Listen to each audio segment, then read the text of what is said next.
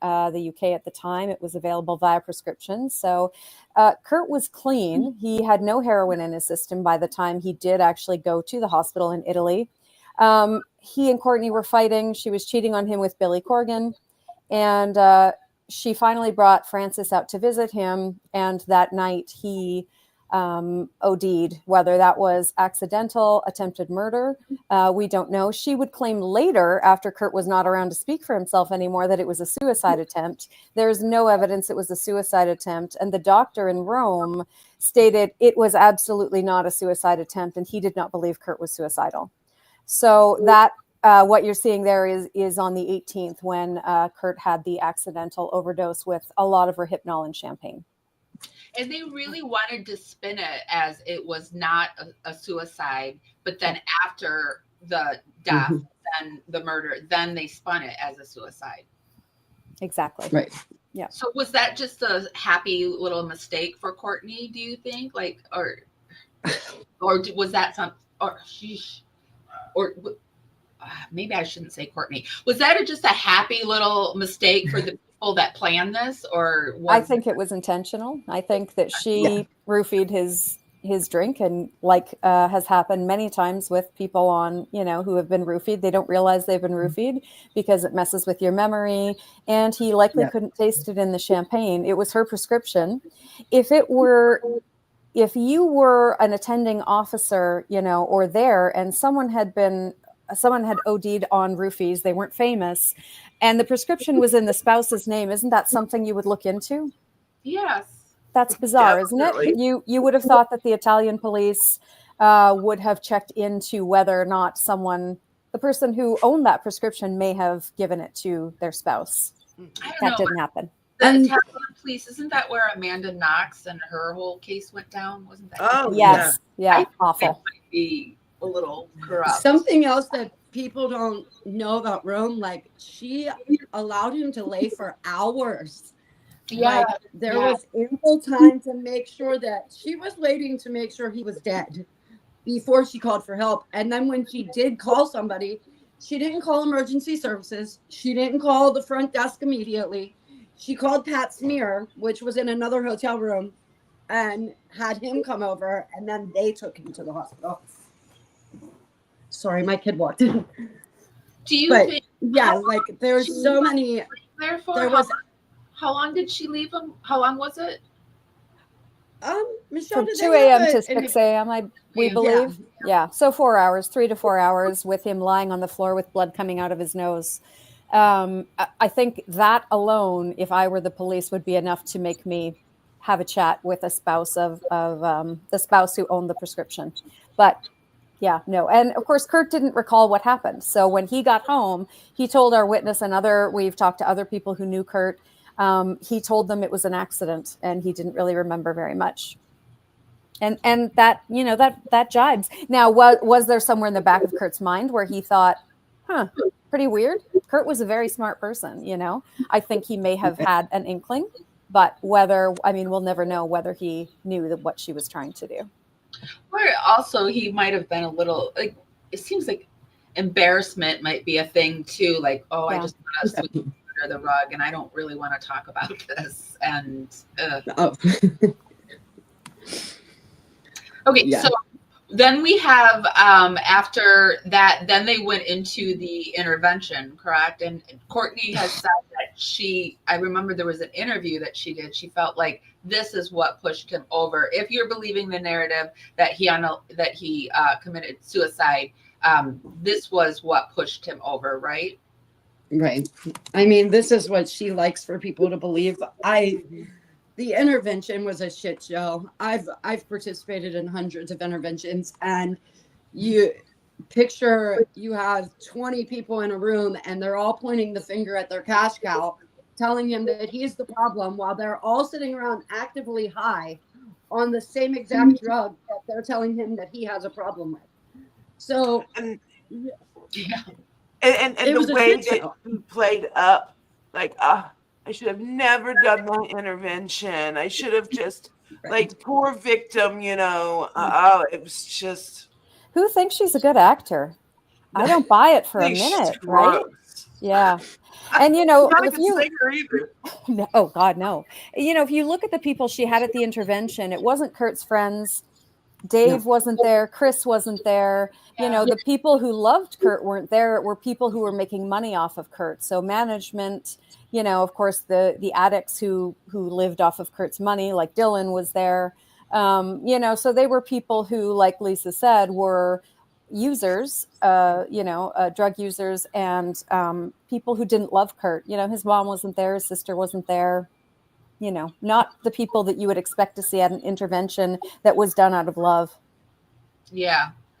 Well, and also I feel like Kurt is really smart. So he was probably just sitting there like, you know, you guys all do the same thing that I'm doing. Usually at an intervention, they'll be like, oh, we're going to get help too. But it doesn't seem like any of them were like, yeah, well, Courtney did say she was going to go get help, but we all know what that was what she was doing. So. Something else that happened at the intervention that Danny Goldberg mentions in his book is that he says that they took Kurt's drugs and supplies from him during the intervention. And I'm sure we'll get into the death scene itself, but we all know there was a drug kit found. Wouldn't you think that would be one of the first things that you would go for during the intervention? Like, this is something he supposedly used all the time to get high. Wouldn't that be the first thing you would expect him to hand over to you during an intervention? Right. Yeah. They didn't take his drug kit. They just let him leave with it. No, that Danny Goldberg says in his book that they did make Kurt give them his stuff. So how does he still have it to commit these magical instances? Tell me that if that were true, then they just took his kit right home to him. They didn't throw it away. They just took it home for him. Right. Okay, so then they have the intervention, and then Kurt goes off to rehab in March 30th, 1994, correct? Yes. Mm-hmm. Yeah. And he doesn't stay at the rehab for very long, though, right? Nope. No. And less than 2 days. Less than 2 days. And there's a lot of like hubbub about the fact that he jumped the back fence or the back wall. Some say, but why would he have jumped it because he wasn't being held there? He could have just walked right out. So why did that happen? He didn't jump the fence. That was a joke that kind of made its way into books. Kurt would have left his wallet and all of his possessions at the front desk. So he had to walk out and get his stuff. They weren't, like you said, he could have left any time. So he did. He walked out the front door. He had to grab his wallet, which we know he had in the death scene. So he grabbed his stuff from the front of Exodus. I think him and Gibby Haynes were joking about how someone they knew had jumped the fence. Mm-hmm. And so that kind of became a quote and a joke. And it made its way into books. I think people think it's, oh, he's trying to hide and he's trying to do these things. It went along well with Courtney's narrative of Kurt escaped rehab. Oh my gosh, he jumped jumped the wall, but it didn't happen. Yeah, because you hear that gets repeated quite a bit. So it plays into the guy on the plane. Who was the guy that he sat with on the plane? Duff again. He even repeats that he jumped the fence or the wall, right? Yeah, that's another part of the story that doesn't make very much sense to me. Hold on. I'm sorry. So, Duff talks about Kurt and he says Kurt seemed a little bit sad and a little bit down and they were both going through the same thing, dealing with recovery, etc. We don't really have any proof that Duff was there, that Duff did sit next to Kurt. I'm not saying Duff isn't telling the truth. I just don't have enough evidence to fully believe what Duff was saying. And, about Kurt's mood. I mean, Duff didn't say he thought Kurt was ready to take his own life. He just said that Kurt, didn't love being in rehab. It didn't seem like he was, he thought maybe Kurt was a little lonely and wished he had invited Kurt over, I believe was what he said. But when he turned around, Kurt was gone at the airport. I think Lisa's having some problems. I think that, let me take her off until she gets fully loaded. I think that it's also strange that there were these two huge musicians in an airport, and he said they were signing things, but nobody took a picture.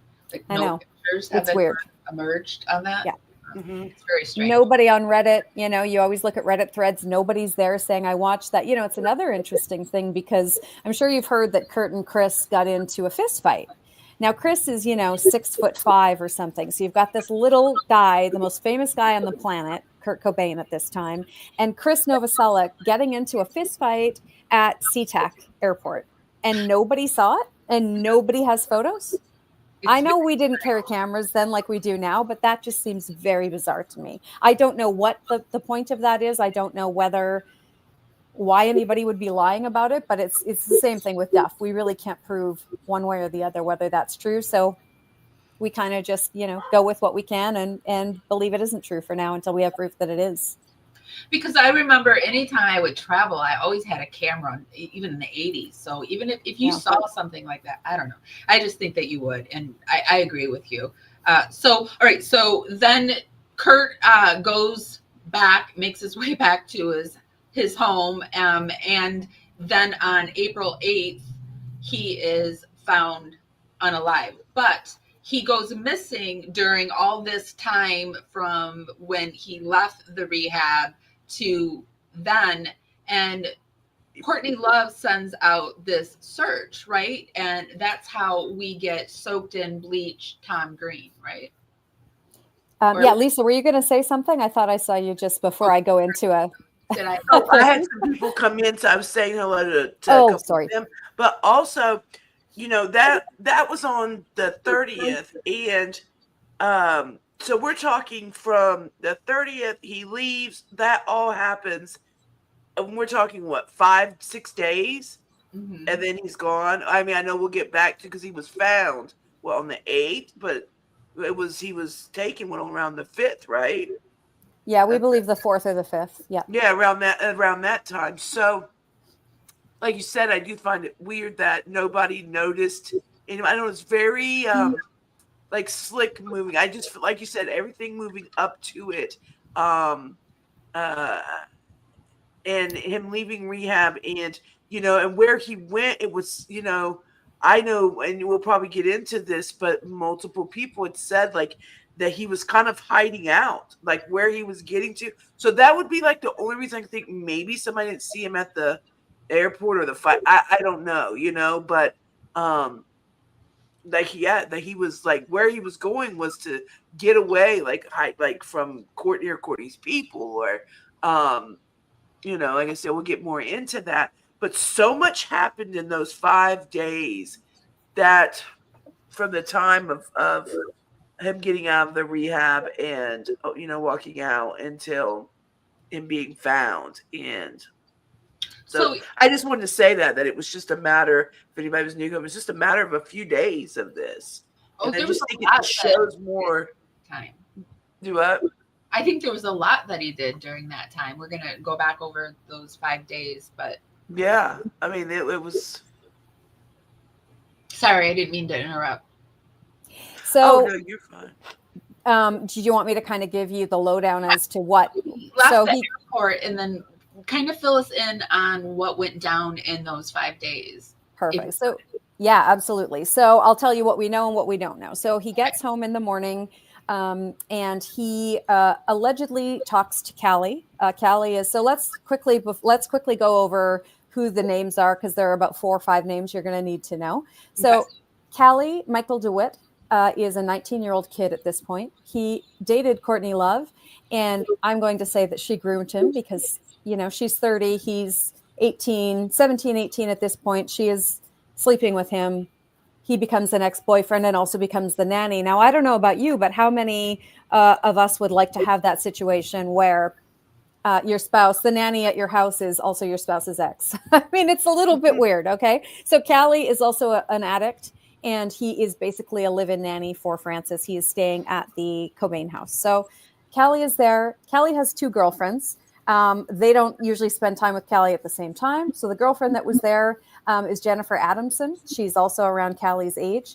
Jennifer Adamson is the stepsister of Macaulay Culkin and Kieran Culkin, and she passed away in 2002. So she's unfortunately not able to speak to any of this. Bonnie Dillard was there. She was there with her boyfriend, Joe Burns. Joe Burns is the witness who came out last year and told us what we believe, or told us what happened to Kurt, Which told us you about have Dylan. you have great interviews. I tell Oh, everybody, go thank you. check out your channel on that.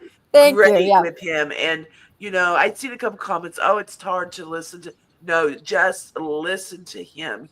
And I believe him. I believe him with everything he's saying. So that was so great. Sorry, I didn't mean to interrupt, but I just No, think thank you should you. go watch your video on that. You know, Great Joe video. he's had a lot of PTSD. I think he tried to put it aside. So these people are all users at the time, right? They're all drug addicts.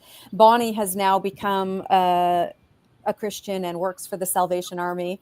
And so she has done very well with her life, but Joe that did not happen for Joe. So he's been an addict for the last 30 years off and on, and he struggled. He had a lot of PTSD after seeing what happened to Kurt. And our lawyer, who's a really heavy hitter, also believes Joe, and he is, you know, he's talked to, you know, hundreds and hundreds of witnesses. And so I think that Joe is telling the truth. And I think that where he struggles is, yeah, he's trying to remember something that happened 30 years ago. And sometimes things are a vibe, you know, shit is going down.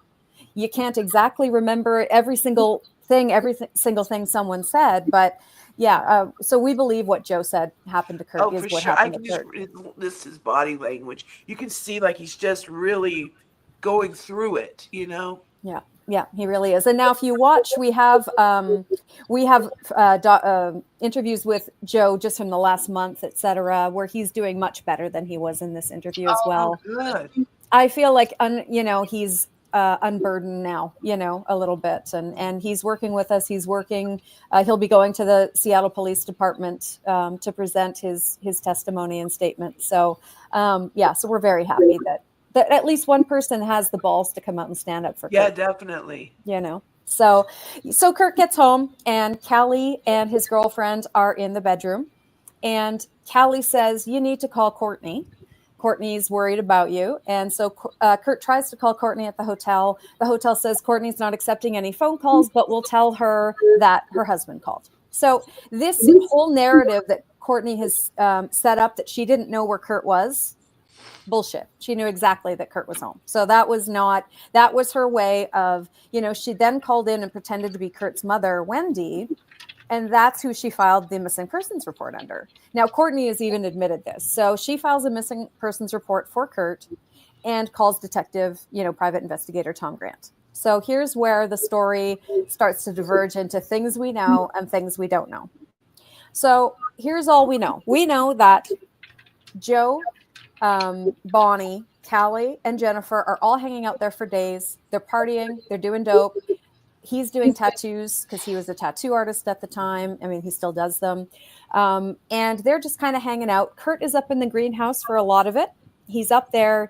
He doesn't want to talk to Courtney. He's kind of up there. He knows that Courtney's kind of sending people to look for him, etc. And he just doesn't want anything to do with her at this point. At this point, he wants a divorce. And he's not exactly trying to hide from people so people don't know where he is, but he just kind of wants to do his own thing. He's not escaped rehab. He's left rehab. So this is kind of what he's up to. Now, people say that they saw him at... Don't you think he's probably annoyed by these people? Because one, they sent him off here and now they're at his house partying and, just go away. I mean, I don't think he liked Callie at the best of times, to be honest. So, yeah, I think that, I don't think that he loved that there were these people in his house, and he probably just wanted to be by himself. And, the greenhouse is like a cozy little, a little kind of place he could go and be on his own, right? It's like a treehouse a little bit. So, he's hanging out there, and then he comes down to get dinner. And this is on the 4th, we believe. This is what Joe remembers. On the 4th, he comes down, he gets some Marie calendars, frozen dinner. And we know from the autopsy that Kurt had eaten about 2 hours prior to his death. So that matches exactly what the autopsy says. The autopsy described something that sounded to us before we knew about the Marie calendars dinner like an airplane meal, like a small meal of meat and vegetables. And so that's, that was something that Joe also confirmed. So he is a little bit high at this point. He's down there. He's hanging out, talking to Joe. He's talking to Callie a little bit. They're kind of hanging out. And then the vibe changes.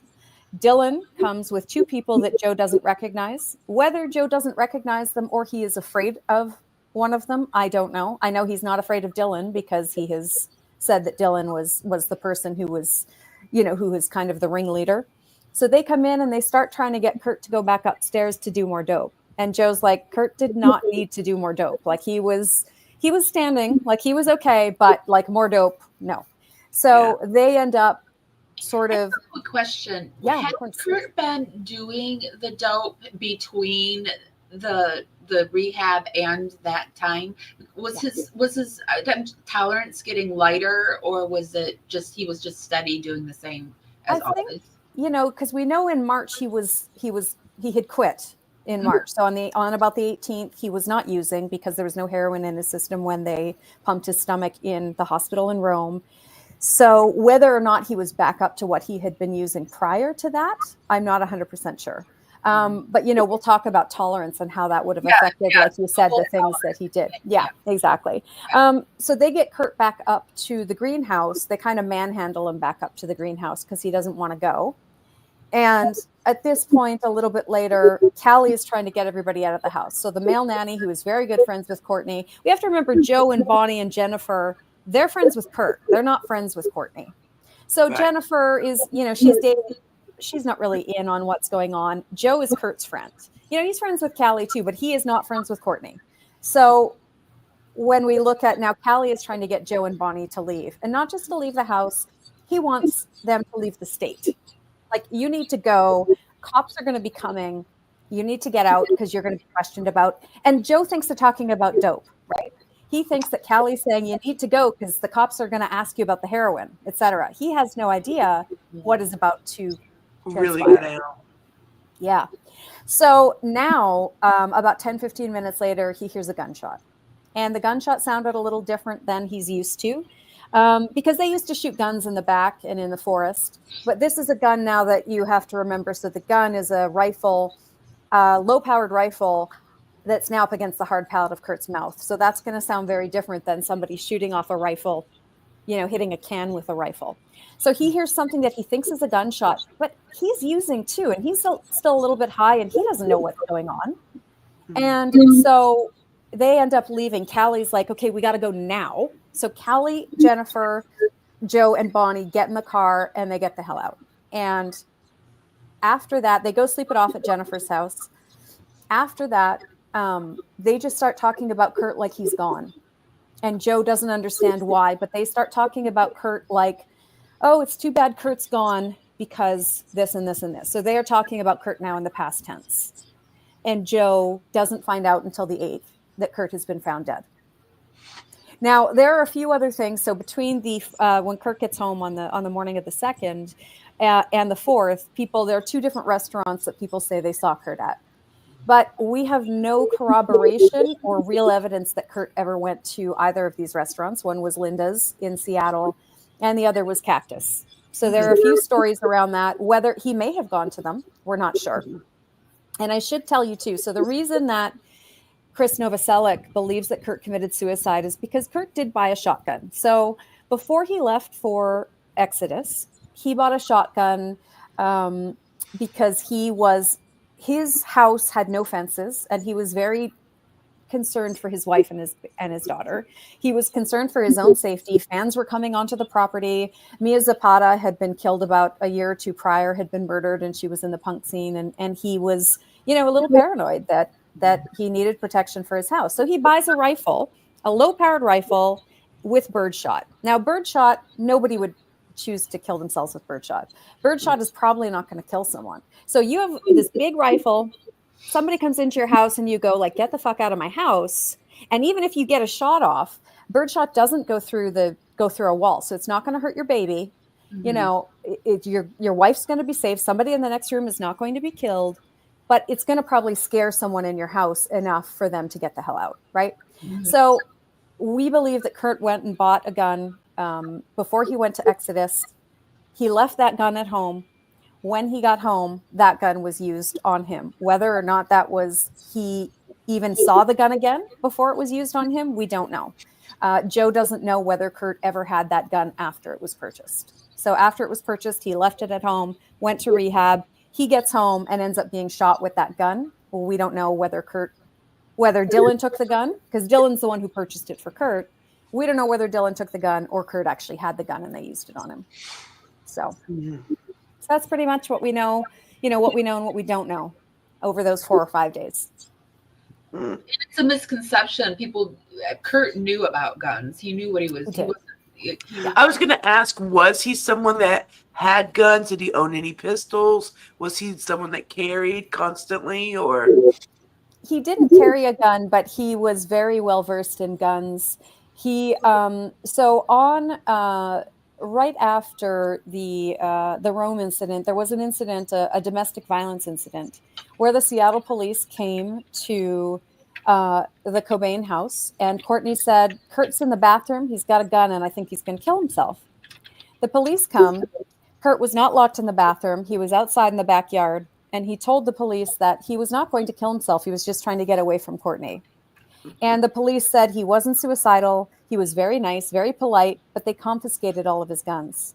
So he had numerous guns. That's why he had to have Dylan Carlson buy him another shotgun, because he didn't have anything for protection at that point. But if you were going to buy a gun to kill yourself, do you buy a low-powered rifle with birdshot that we're not 100% sure Kurt could even reach the trigger?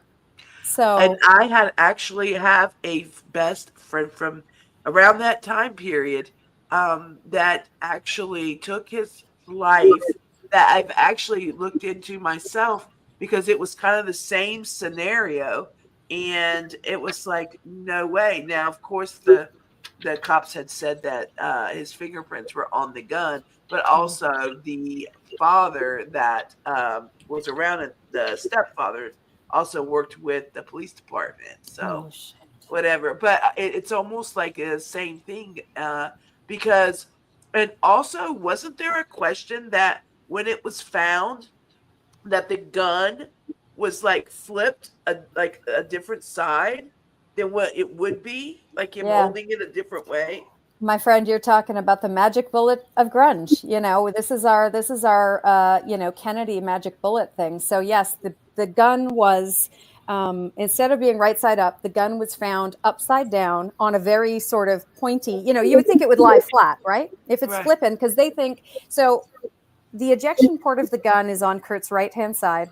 The shell casing from the gun is on Kurt's left. So you tell me how the shell, which should have ejected to the right, now is on Kurt's left. So their explanation was it did a 180 in midair and landed sharp side up on Kurt and did the ejection. I mean, we figured out now that the gun wouldn't eject at all. The shell would not eject. It only ejects when shouldered. So we know that the only way that shell ejected was if someone else was holding that gun. So, but originally we're like, how does the ejection port be on the right and the shell on the left? And so the SPD have a really cute story. It involves Harry Potter. There's some kind of magic going on. Super cute. Yeah. Well, also Kurt, I mean, they're trying to put inches on him, but Kurt was a short guy. I was looking up how tall he was, and some people say 5'9", but you know what? He was 5'8", 5'7". And I'm a 5'9" woman, so whenever a guy says he's 5'9", that means he's 5'7". No. Yeah. And so how on earth did Kurt Cobain get this shotgun? Look how long that is. And he had his shoes on. You would have, I saw things like he would have had to done it with his toes, but his shoes were on. Right. And also his cuffs were buttoned, so he would have ejected himself, took down his sleeves, buttoned himself up, put his little kit away, and grabbed this long. It just doesn't make. Don't forget, put the caps on the needles, because when we're done using needles and we're ready to exit the planet, we're going to put those caps very neatly back on those needles, aren't we? And push the box away, and then go sit and take a shotgun we can barely reach. To have the cognitive function, I know people love to say tolerance, right? They say, well, Kurt could take a huge amount of heroin. But Mike, you have Mike Szynski right now on the screen, and I'd love to tell you a little bit about Mike. So he's the one who came up with the 180 flip theory. He also says that that Kurt had more heroin in him than they had ever seen in King County. So more heroin than anyone else that the police had ever found dead.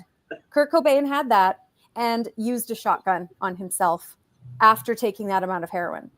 More than a 6'5" guy, more than somebody who'd been doing heroin for 40 years, more than anyone. That's completely unreasonable. And there has never been any other suicide. 225 milligrams. Yeah, there's never been any other suicide ever reported where somebody has taken a lethal dose of heroin and then used a violent means afterwards. So no one's ever taken that much heroin and then hung themselves or used a shotgun or, stabbed themselves. Anything like that, that's never happened, ever.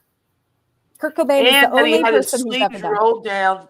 And, I don't know if it was your video or just things I read, but, he was part of it was like kind of the punk rock grunge era. When was he always to look so proper and like, you never seen him walking around. I mean, to have his sleeves. I mean, I just don't see you putting yourself all together. Yeah, no. I go back to at his was it his funeral or eulogy when she's speaking on the note that he wrote, and it's like she makes everybody say asshole, and I'm just I just cringe at that. She also lied about what the note said. So she, so if you read the first part of the note, it's very clearly a note talking about him leaving Nirvana. He's saying he's not having any more fun playing live. And, he's trying to be, very kind and gracious because that is genuinely who he was. And then at the bottom in different writing, it starts going, I can't take this anymore. I love you. I love you. I love you. Please go on without me. You'll all be better off without me. And then he signs it, Kurt Cobain. Because wouldn't you sign your first and last name to Courtney and to your spouse and your child? Yeah. I mean, it's just absolutely absurd. So we do have two handwriting experts as well who have both confirmed that Kurt did not write the last 4 lines of that note. So we believe Courtney took that note. And we know she was practicing Kurt's handwriting. I'm sure you guys have seen that as well, where Kurt's lawyer, and it was also Courtney's lawyer, found a practice sheet where she was practicing Kurt's handwriting in the backpack that she had left at the lawyer's house. So we know that she practiced Kurt's handwriting. We know she signed for Kurt many times and written letters to people from Kurt that Kurt never wrote. So we believe that she then wrote the last 4 lines in the note. Now, the police would have you believe that Kurt wrote most of the note, and then right at the end when he was ready to kill himself, he just scribbled the rest of it. And that's why the writing is different, because now he's on a mission. He took his time, wrote the first part. Now he's on a mission. He scribbles the rest of it. Love Kurt Cobain. And exactly. I mean, you can see a layman can see that's not the same writing. It's not the same. And the fact that he signed his first and last name, you just don't do that. You wouldn't. No. You would do it on a song lyric, though, in case somebody crossed it and you're like, yeah, this is mine. And who would you give that note to if you were leaving Nirvana? You would give that note to your management. Yeah. From Kurt Cobain or whatever. Yeah. You would not give a note like that says nothing about your loved ones in the top of it at all, except for his wife is a goddess of empathy, which also tells us that he probably wrote that note 6-8 months prior to this. We know, everybody who knew Kurt said he wanted a divorce at this point. Right. So we believe he wrote that, at another time. And then she continued to write the bottom of it.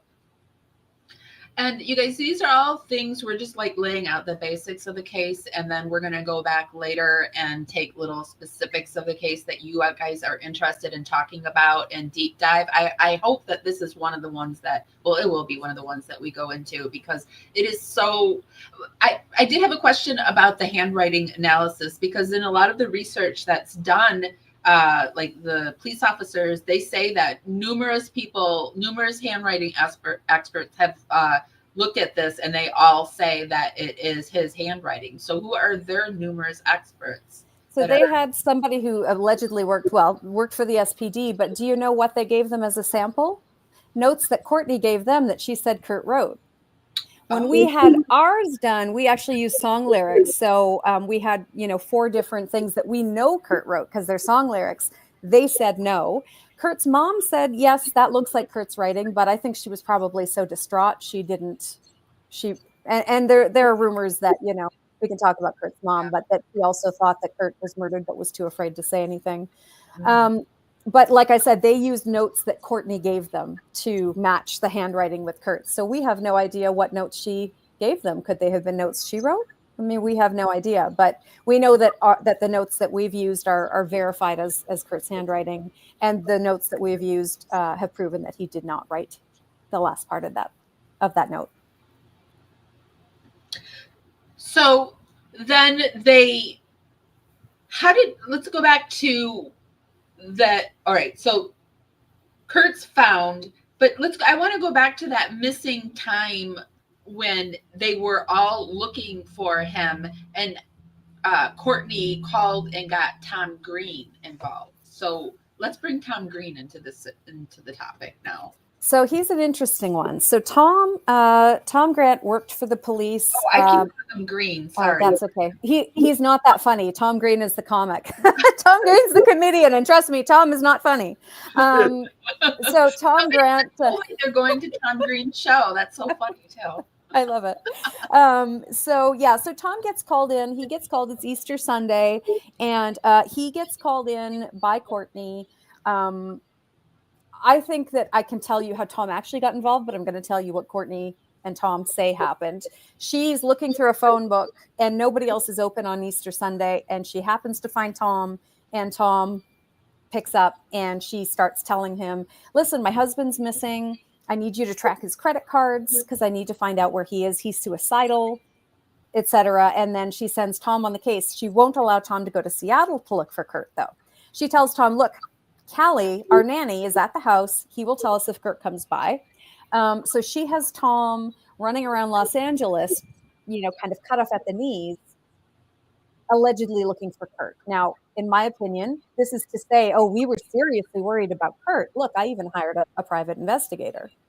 Now, the different thing that I want to tell you about Tom, because he's been interesting. But Tom claims that she just picked him out of a phone book. We don't believe that that's true. What we believe happened is that Tom's clients prior to Courtney, they were named Rose and Fanny.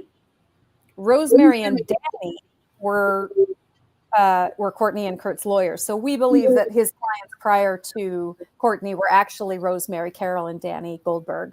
And that's how she found him, because he helped them investigate a credit card fraud situation. So however he got involved in the case, we're not sure. But now he's at the point where he's running around LA trying to sort things out. On, I believe, the 5th, she sends him to Seattle. So now he's in Seattle with Dylan. And they're, trying to figure out where Kurt is. They did not look in the greenhouse. So Tom states that if you have a picture of what the greenhouse looks like, it's very easy to see from the road when you drive up to the Cobain house. It's literally above the garage, the cutest little place.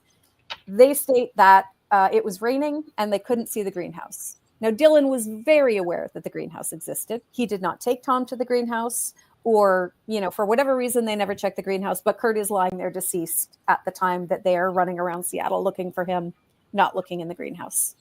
Huh. Yeah. So there are issues like this with Tom's statement. So when Joe came out recently, Tom was told about Joe and Bonnie years ago and never investigated them. And he claims that Dylan could not have killed Kurt. Now, to know that Dylan didn't kill Kurt means you know exactly when Kurt died, and you somehow know where Dylan was at that time. We don't know the exact time Kurt died. So how would he know what time Kurt died and where Dylan was when Kurt was killed? There's something bizarre going along with his inability to accept that Dylan could be part of this crime. But I don't understand it. It just makes him look guilty. It makes Tom look guilty. It does. Yeah. I really don't understand it. Yeah. So, and I mean, from, he says, oh yeah, so you can see right up there, you can see that with the fan standing, there you go, right on the driveway. The greenhouse is right above where that car is. Okay, I was going to So ask, so that's where the greenhouse is at. Okay. So it's not hard to see. And then I believe that people have tested. Well, so Tom said it was raining so hard when they went to look, he couldn't see the greenhouse. Now, of course, you can find anything on Google. It was not raining the night that Dylan and Kurt and Tom were at the house. So and if you were going to a house, I mean, and then we're suspicious, wouldn't you? I don't know. I kind of think that I almost would say, have you, like, go check over there. Like, I don't know, when someone is missing, you tend to like go over and beyond to check everything, and that is a big building standing there. I mean, it's not like this tiny little like glass greenhouse in the back that we would use. I mean, it's a really nice. It's a rich person's greenhouse. Exactly. Exactly. And I just don't know why you would just not even think to look there. Like, you would check it. You would check it. I mean, once, twice, 5 times. They had 5 days. You would have, if you were looking for someone, you would continue to go. Like when you're looking for your phone, you don't check one place. You check one place multiple times. Like you look under the bed, you look under the bed again, you look further under. Like you just keep looking. Yeah. And you would do that for a person too. And Tom said, Dylan never went in. No. And Tom says, well, I think Dylan lied to me. I think maybe Dylan found the body before I did and didn't want to go back up there to the greenhouse. So pardon me, you think that Dylan may have lied to you about finding Kurt's body, but you don't think he is capable of hurting Kurt or being involved in Kurt's. I mean, you already think he's a liar. So, right. But he is adamant that Dylan had nothing to do with Kurt's death. So, I mean, when it comes to Tom, I don't know if it's his ego that he doesn't want. He's tried to discredit every other person who's tried to work on this case. When Courtney's father wrote a book about Courtney, Richard Lee, there have been many other people who have tried to work on this case, and he has done everything in his power to discredit them. That is what he has done. And that's what he's tried to do with our team as well, tried to discredit us in every possible way. So I don't know whether it's his ego or whether there's something else going on. At this point, all I know is that the case needs to be reopened, and they can, the Seattle police can determine what Tom's involvement is or isn't. But, we think that we're closer to getting this case reopened than anyone has been in 31 years. So I was going to ask you, Michelle, just really quick, when did you start doing this? And because you've really done so amazing, and so I don't know all of your like background, but when did you take like your first step to even start like getting involved in this? Well, I think about a year and a half ago, I had started getting back into Nirvana again. I know I don't know whether you two, both being Gen X, similar to my age, whether you kind of stayed into them the whole time, but I was like, oh, I was kind of in a 90s thing and nostalgic. And so my partner and I watched Live at the Paramount, and I started reading more again about Kurt and Courtney.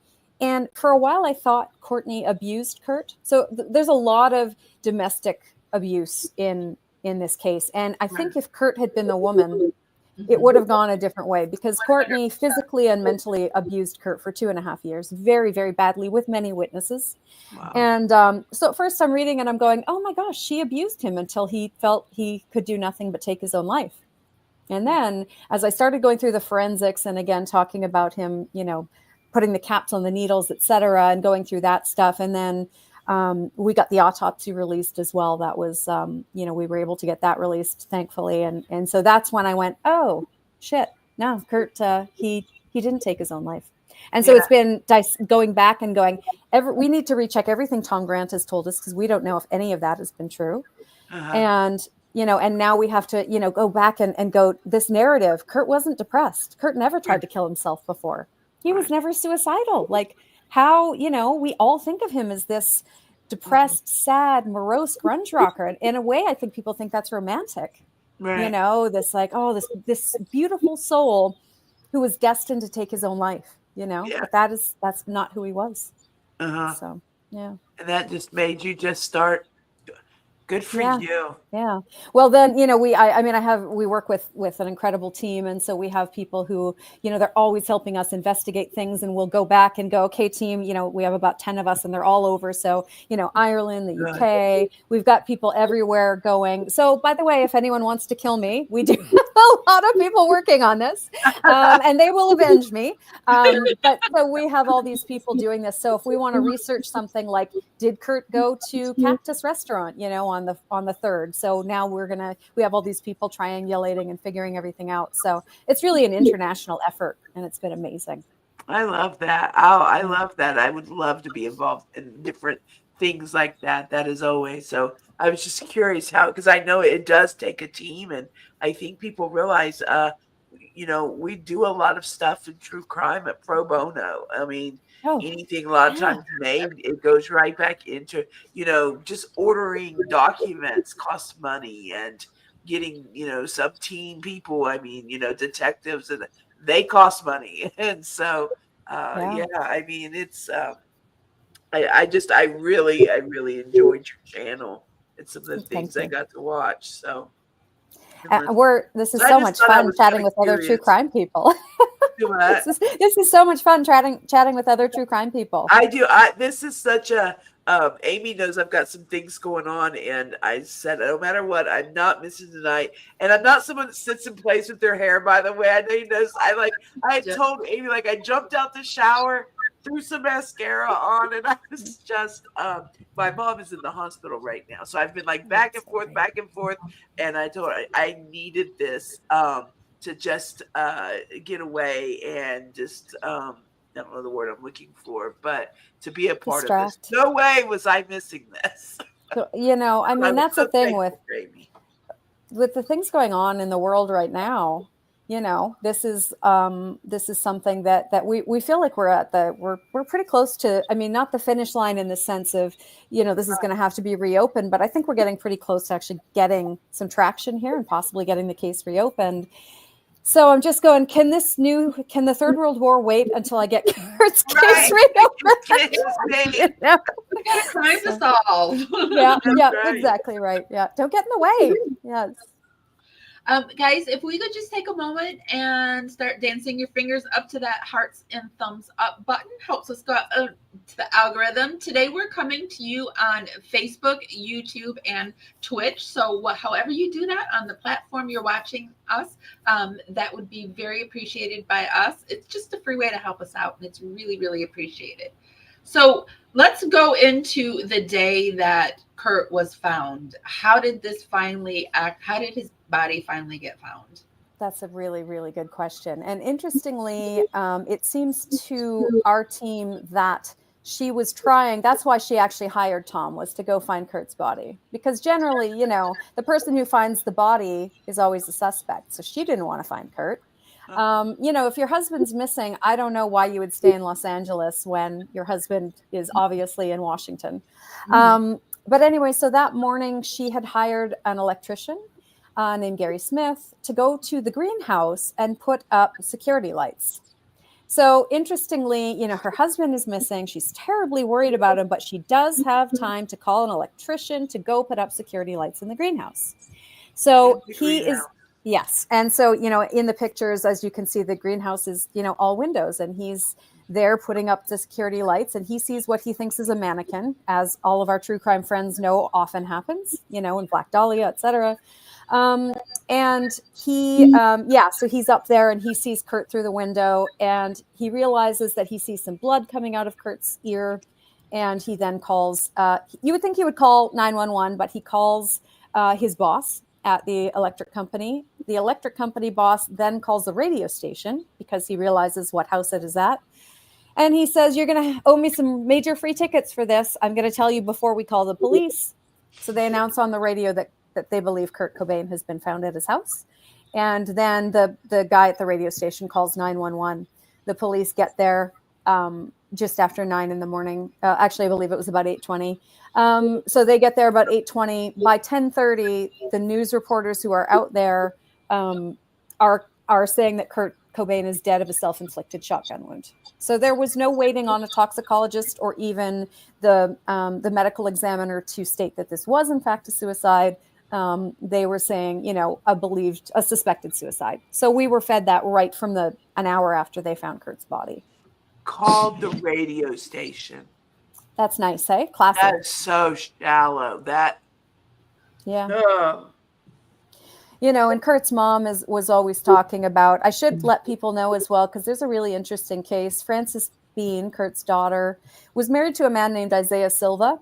And he ended up, did you read that one, Amy? Yes, it's good.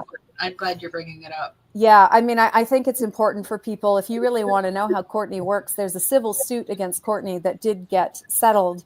But it talks about how Kurt's mother, Wendy, told Isaiah that her baby was murdered and that she believed Courtney had done it. And so, this is Wendy before she died. Of course, it is secondhand information, but this is also something that is being stated to the police and stated, in to lawyers in court. So, again, that's kind of a big lie by somebody that we've never heard has the, a reason to lie before. So if you want to know more, because they tried to do to Isaiah what they did to Kurt, they broke into his iMessage, tried to make people believe he was suicidal. There's proof, there's iMessages showing, trying to show that Isaiah's suicidal. He was never suicidal. I mean, so there are a lot of parallels between the Cobain case. Isaiah just got lucky.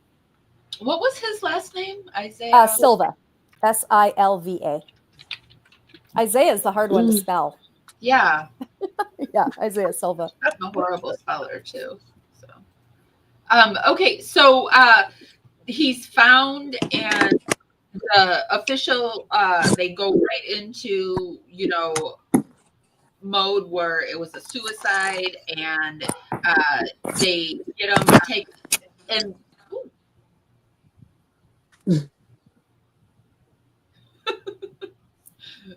Okay. That makes me laugh. Okay, so they get it. They just rule it a suicide. They don't even go into investigation mode, do they? They do not automatically a suicide. Yes. So things you're talking about, Blonde Lisa, about your friend who passed and being fingerprints on the gun. Uh-huh.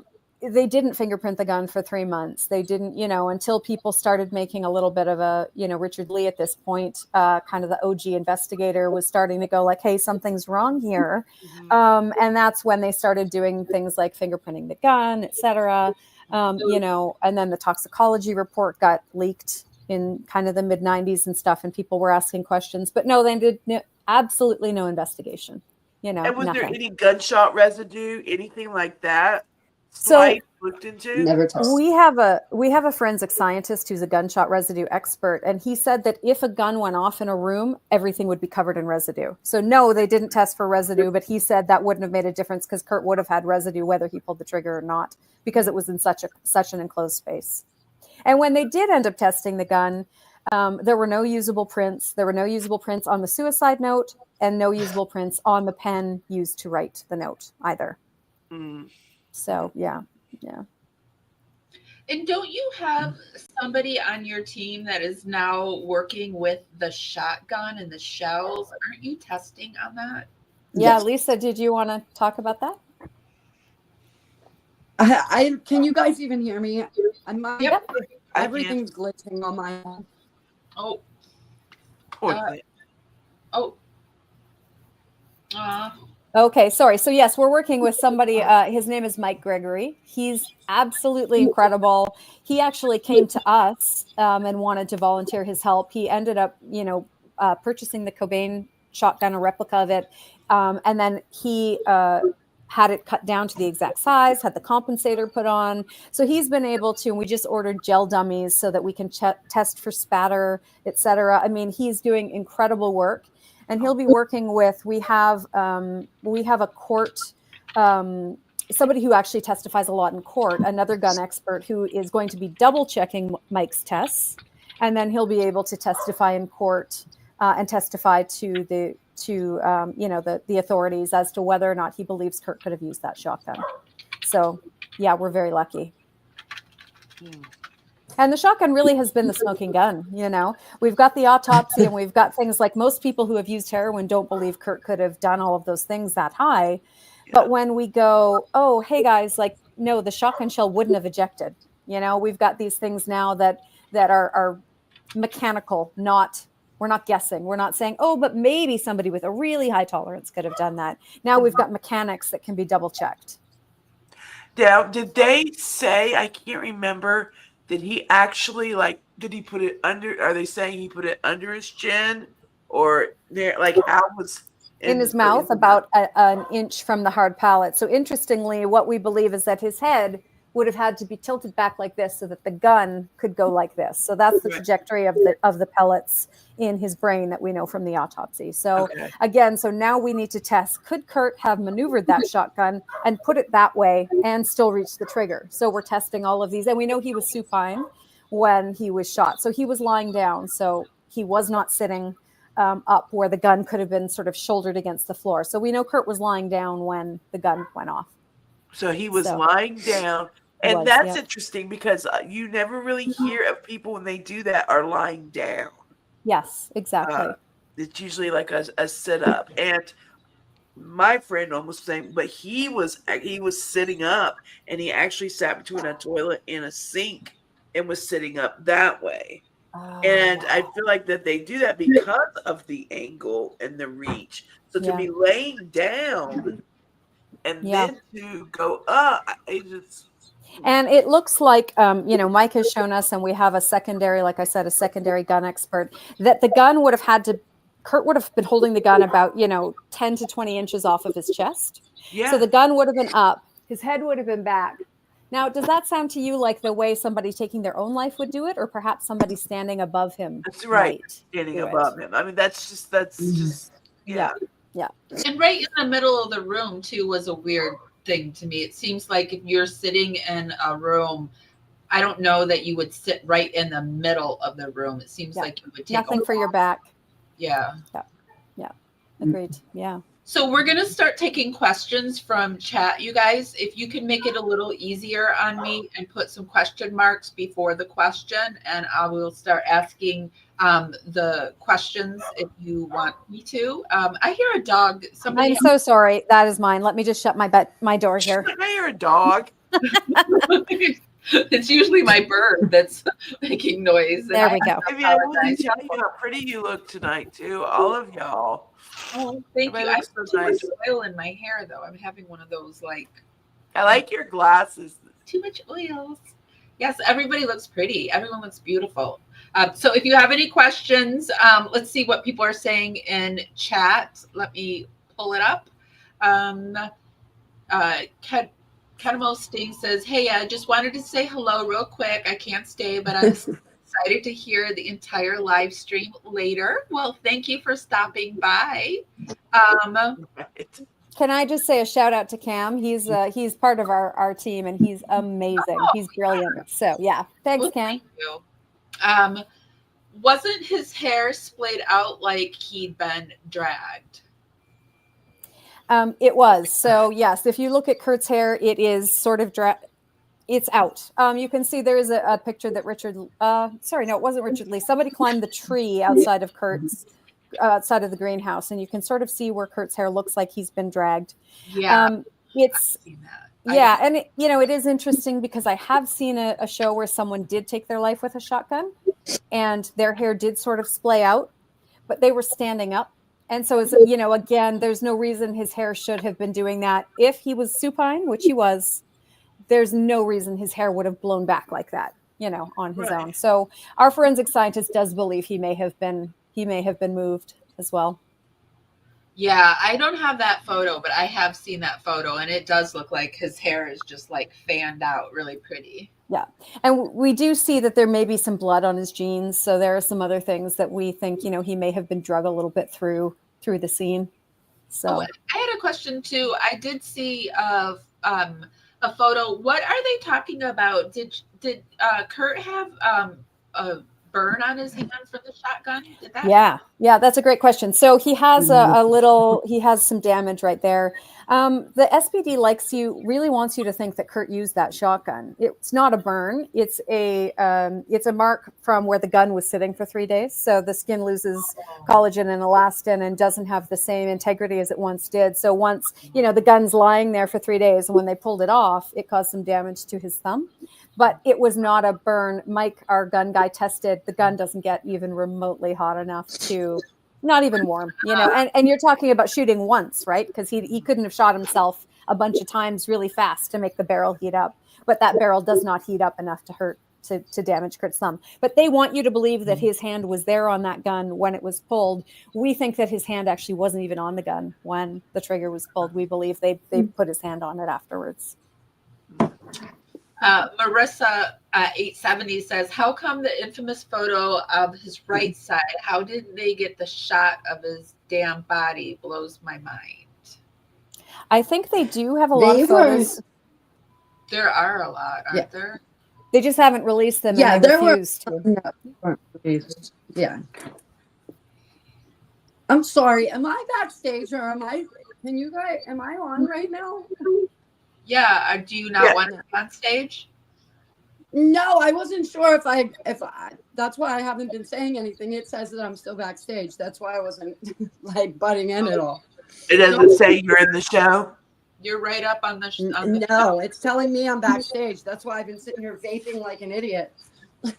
Nope, you're up here. I'm Oh, sorry. No, we see. You're cracking me up. It's nothing nobody's used to, I guess, with me. So I just want to add about the photos too. So there are about, there are other photos that the SPD and the Washington State Lab have. They will not release them because Courtney took everybody to court and said, well, Richard Lee tried to get them released to the public, which wasn't the best idea. They should have been released directly to a pathologist or a medical examiner. But because Richard Lee tried to get them released to the public, it went to the Supreme Court, and Courtney got a judgment stating that those photos will never be released. So, yeah. Something I wanted to mention real quick, now that I know everybody can hear me. Lack of blood spatter.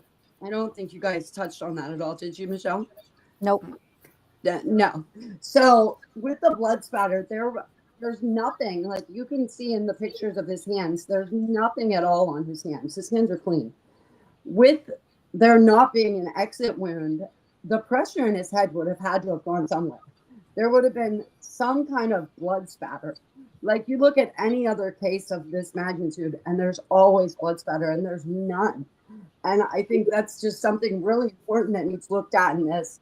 And some of the professionals we've talked to do agree with that. Like, that's a really big point in this that's totally not picked up on at all. Yeah. Leon Mohan says, have you had any response from the Courtney camp since the news came out? Nothing from Courtney. The people who have been kind of, coming out at us are other people who have been investigating the case. And by that, I mean writing books, and they don't want anybody stepping on their territory. I will say, though, that, I think Courtney knows that we exist. Certainly, we know Frances has watched the channel. And I know that Courtney does know we exist, but we haven't heard from her directly. Yeah, that was one of my questions. What does Courtney think of this, and what does Frances think of this? So we know we have a friend who is we have a friend who is friends with the family. We know that Frances, Kim, and Wendy all know that Kurt was murdered. Wendy is passed, but they believe that Kurt was murdered. Harris Nair wants to know, where do we donate? And I will be putting all the links to all the channels. I will be putting the link to their channel and everything that we view down in the YouTube show notes, but I'm sure they're going to tell us how to donate as well. That would be wonderful. Thank you so much. If you go to the YouTube channel, I think we have all the links up. Our PayPal is just our email, which is justice@whokilledkurt.org. And we just finished buying the gel dummies, and they were very expensive. So we'll be moving on to new expenses soon. So thank you, everyone who has contributed so far and who's offering to help as well. Yes, this is a quick peek at their I don't know. Does it say what your PayPal? Yeah, I think that needs updated. It's been a while since I've updated all that. www.cobain@gmail.com is their donate links, and they've got a Venmo and buy me free coffee too. So, but we will be putting the links. Thank you for asking. That's really kind of you to ask that. Fabri Lee says, I didn't know he was laying directly. I always thought he was leaning against the wall for some reason. Yeah, right in the middle he was laying, which is very strange. Let me see if I see any more. What's your theory on Detective Antonio Terry's murder? Sorry, I'm used to saying Schmurder. Do you think it was a coincidence or it has something to do with Brittany? Lisa, do you want to talk about Terry? So we actually had an interesting conversation that isn't up yet on our channel, but they tend to there's a lot of people that think that Terry was following the heroin that Kurt took that night and that he was taken out because of it. Like, he was the first death in, I think, 7 years of an officer that died in the line of duty. And just the whole situation is really, his whole death scene, like how it took place, is interesting in itself. Like, it's a whole rabbit hole of its own. He was supposedly on his way home from a narcotics bust in plain clothes, in his personal vehicle. He pulls up to some gangbangers on the side of the road that were broke down, and fire erupts. He ends up driving back to a precinct that wasn't his. From my understanding, it wasn't his precinct. He drove to a different precinct that was close to the scene. He passed a hospital and exit to a hospital on the way to this precinct to go there instead. Like, there's just so many odd details. But like I said, it's a rabbit hole all of its own that a lot of people get interested in. But I think it's very possible that it could be directly related.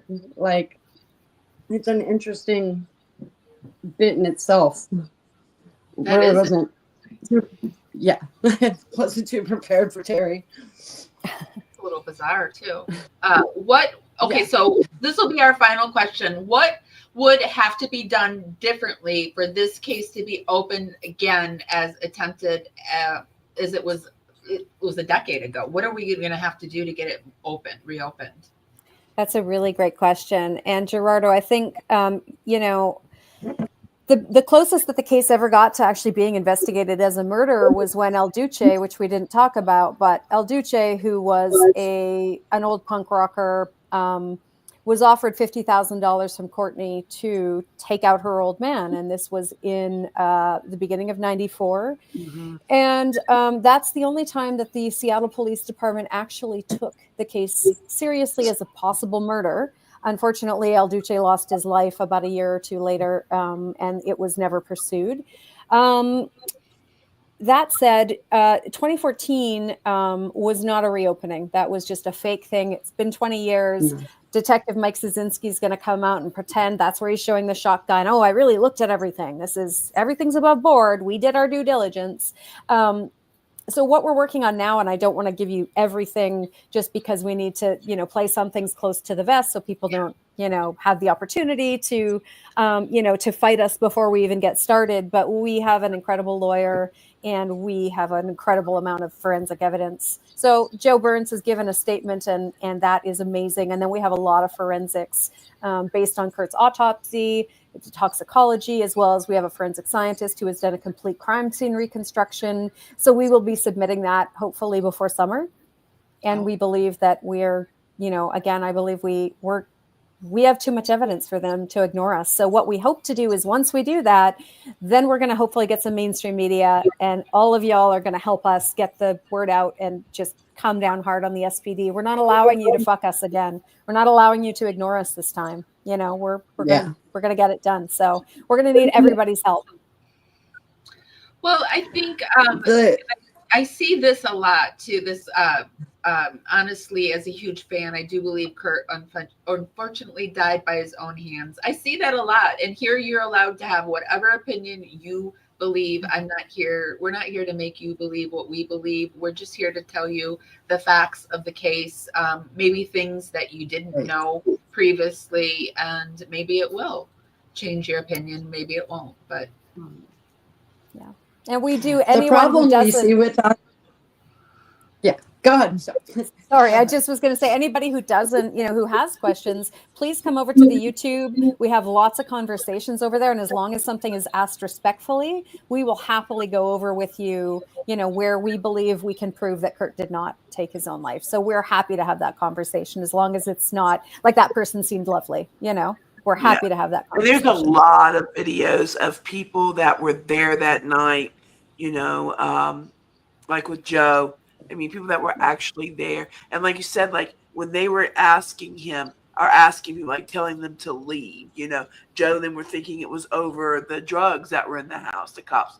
But then it was 10 minutes later, like that he heard the noise, so it was like, that already there was things that, I mean, and I think that, like you said, Joe's doing better now. And I can't imagine that weight, on him. And so like, there's so many videos if you are someone, and you still, can still have your own opinion afterwards. But I remember really looking at this, but when I was more really looking strong into this, there wasn't as much social media around it like there is now. So I even learned some things when I was looking at some of your videos.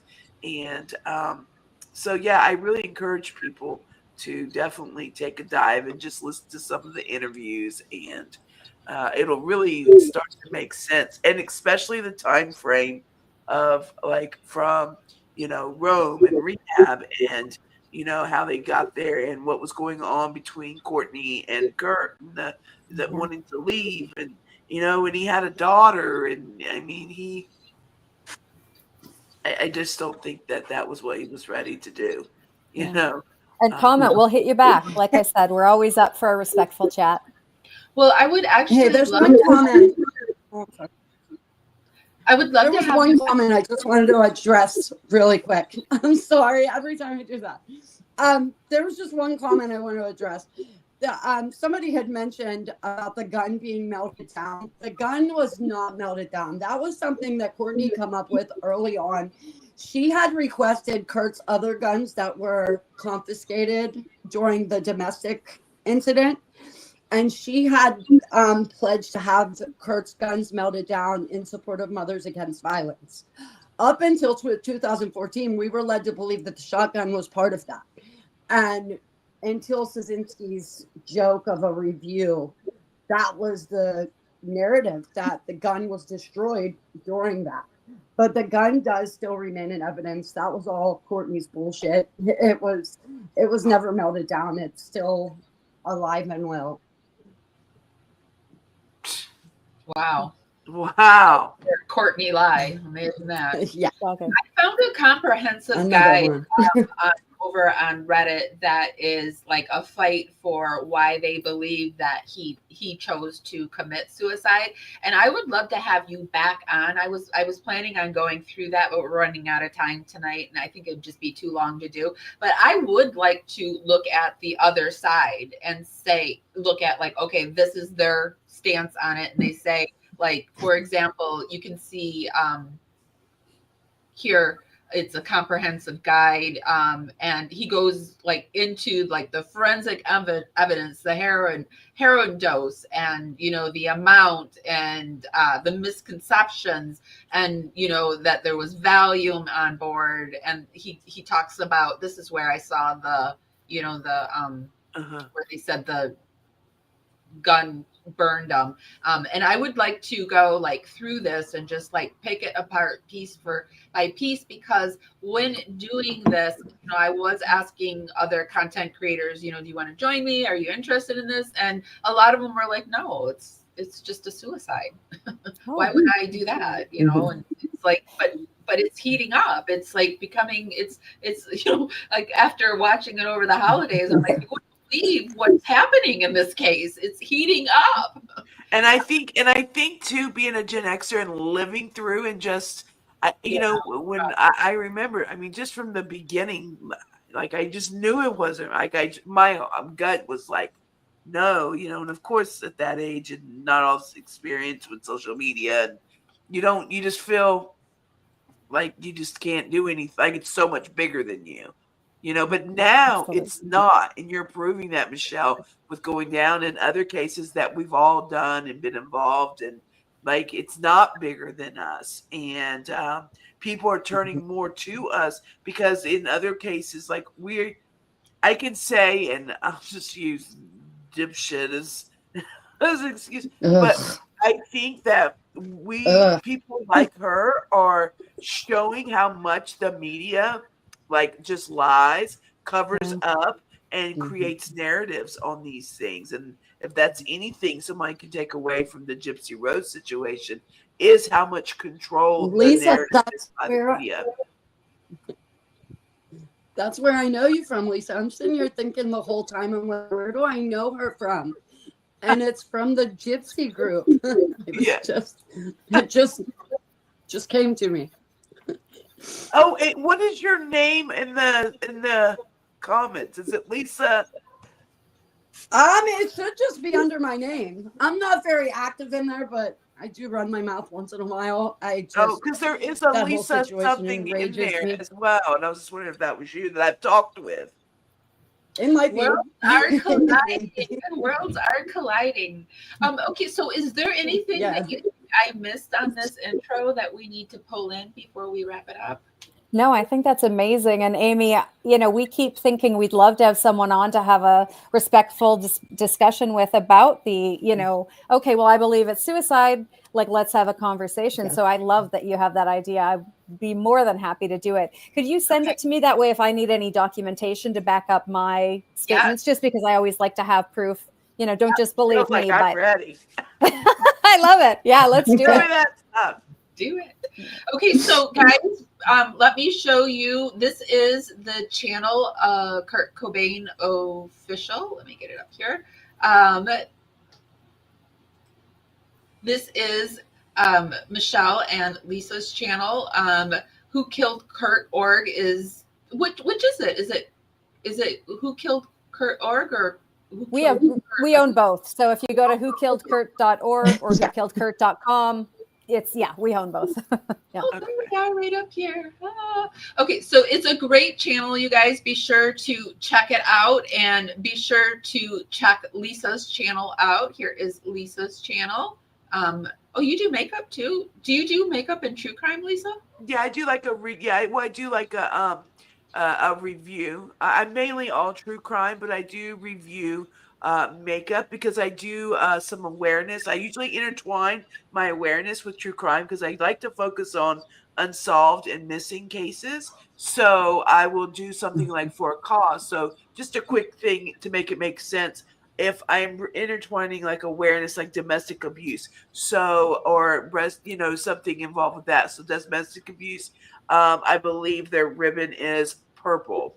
If I'm just going off the top of my head, I believe it's purple. But anyway, so I will do like a purple look with that, and then I will bring like all the symptoms, signs of domestic abuse and things like that. And so it's usually due to a story that was based around domestic abuse and led to murder and things like that. So it's kind of like that. And then I've always been, makeup has been a therapy, so I'll review something. But if you go to my videos, you'll see that I do all kinds of different things. So I mean, it's a variety. And so I'll do some trending. I've done some gypsy. But the Susan Smith, about when she was going from rural, just all types of things, but a lot unsolved and missing. So that's awesome. Hear my dog. My dog's barking. I didn't mean to make it seem like you can't. I just didn't know where it was coming from. I didn't mean to be like, is that a dog? No, not at all. Sorry.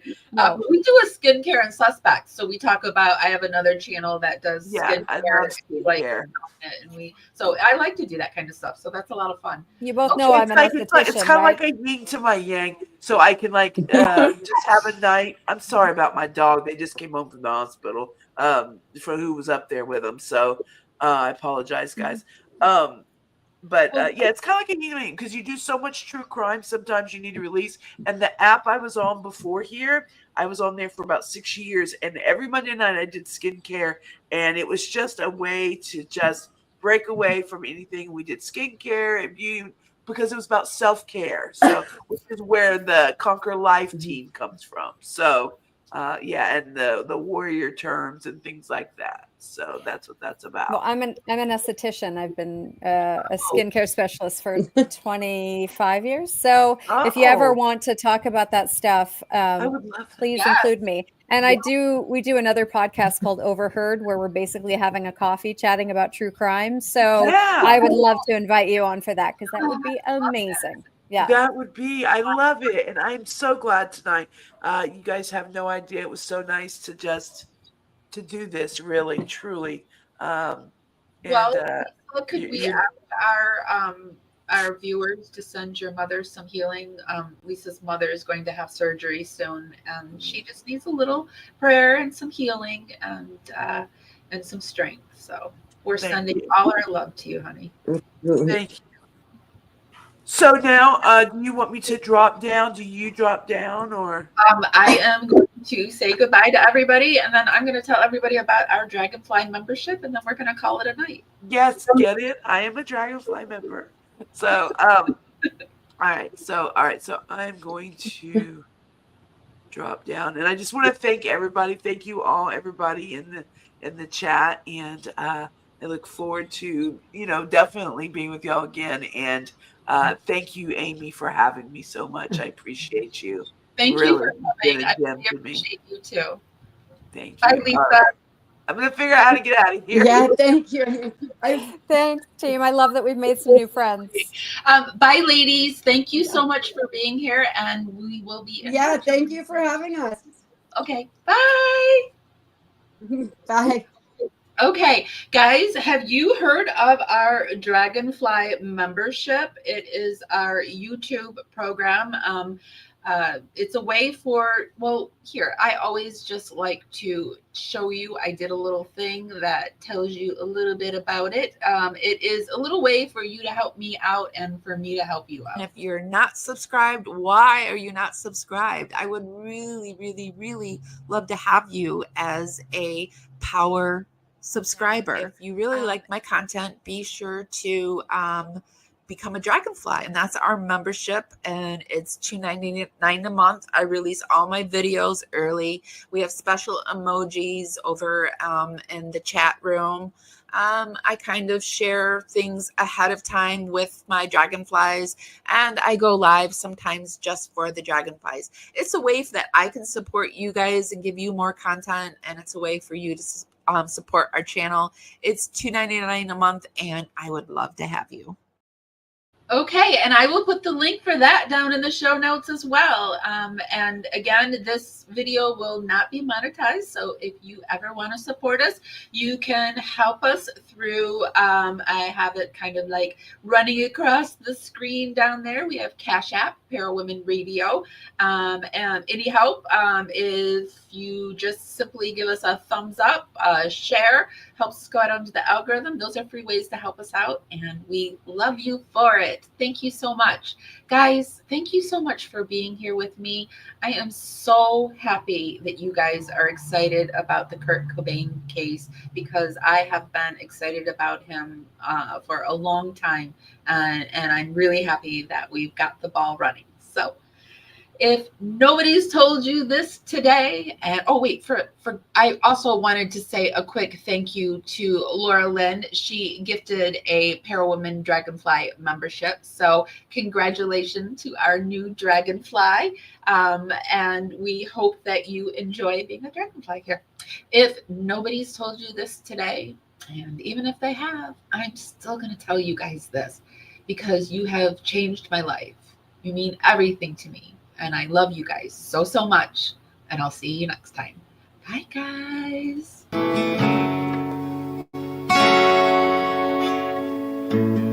Carefully strumming this old guitar, words rolling out into the fire. Never ask why my heart burned blue. Here in the haze where you inspire me. Here in the darkness I hear my cue. Time to find some solitude.